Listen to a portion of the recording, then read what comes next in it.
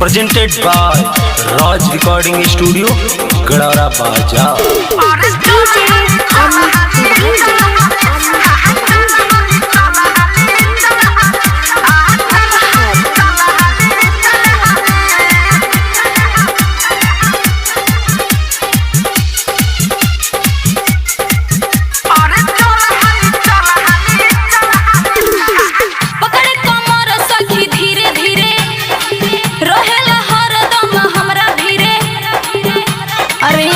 सुना ना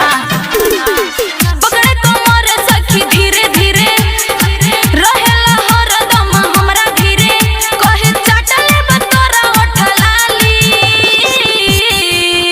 अरे चल हाली चल हाली चल हाली हा चल हाली चल हाली चल हाली हा चल हाली चल हाली चल हाली डीजे अमित तिवारी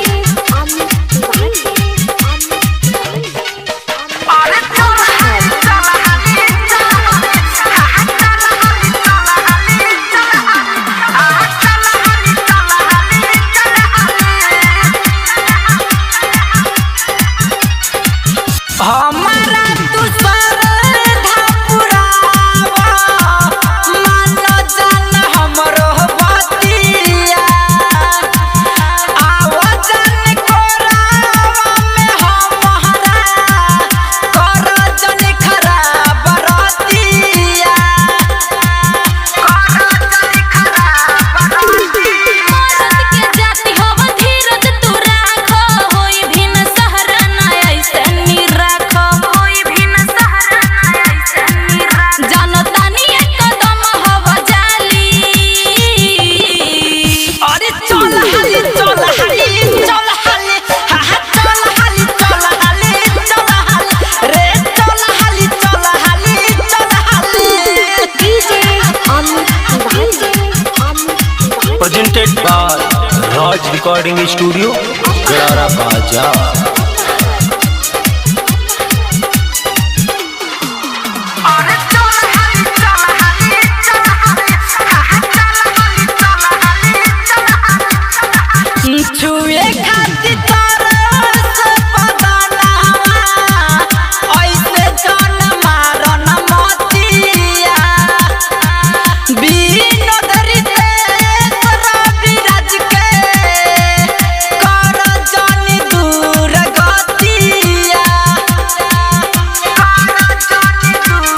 पियवा सूरज बट बड़ी अनाड़ी देला बदन दादा हमरो लसारी देला बदन दादा हमरो लसारी तोरे पूरा समियाना मोर खाली